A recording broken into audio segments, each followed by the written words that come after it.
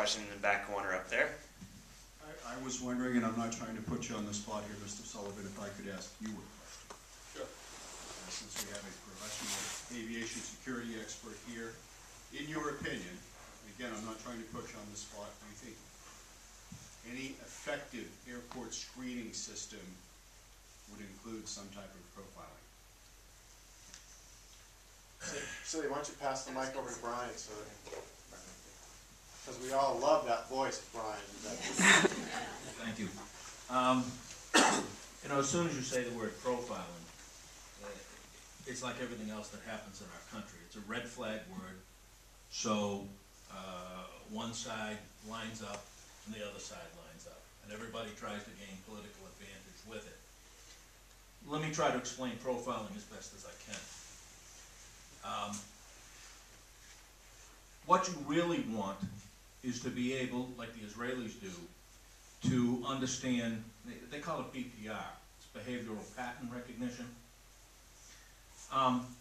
If I profile every Middle Eastern male from age 20 to 35 and focus all my attention there, what are they going to do?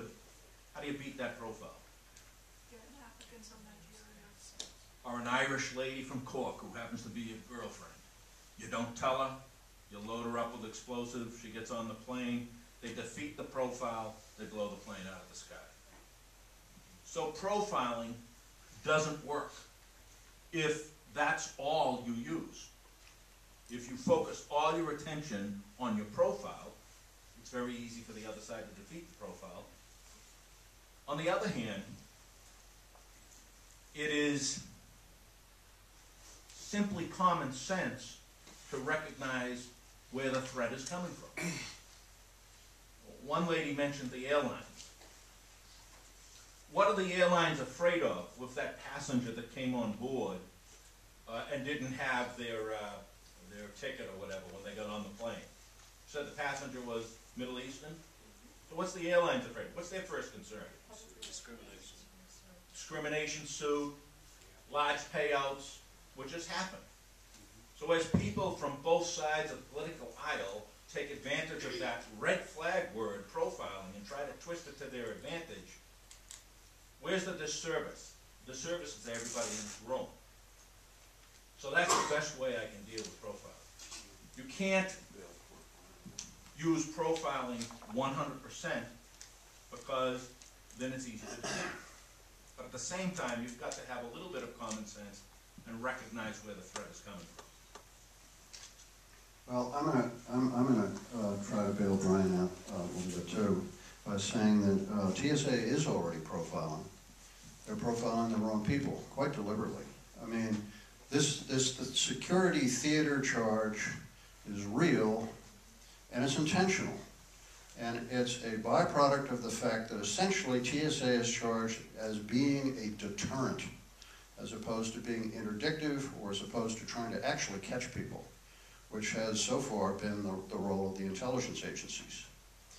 So we're all kind of conscripts as you know, actors in this grand security theater. And they're pretty sure that anybody sitting down here or most of you up there aren't going to fight back. You're just going to allow them to pat you down because you have a skirt or whatever. They need that as part of the show. The main point, and I think it came through in this movie, however, is that you can only do so much with deterrence. We had prior knowledge of Pan Am 103. We had prior knowledge of 9/11. We had prior knowledge of the shoe bomber, Richard Reed. We had prior knowledge of the underwear bomber. And that's the big disgrace in my mind. They should be catching people long before they get to the airport. And the other thing that Brian himself once pointed out to me on profiling is that we're all free to think. The real distinction, which could become, under ugly circumstances, just plain discrimination, which is not what we want, and counterproductive. That's a function of your actions, not what you're thinking. But just because you know, the seasoned law enforcement officer knows how to pay attention to somebody that he's got a little bit of concern about.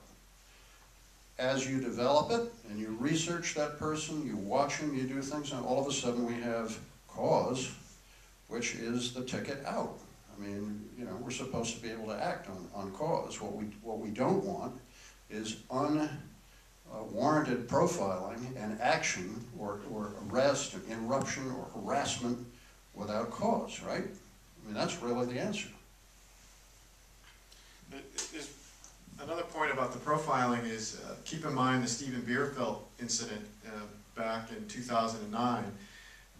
Prior to that incident, there had been a kind of a bulletin or notice put out about the threat concern of various right-wing militias, some of the libertarians, etc., that they, as well as ex-military veterans coming back from Iraq, etc., they would pose a threat.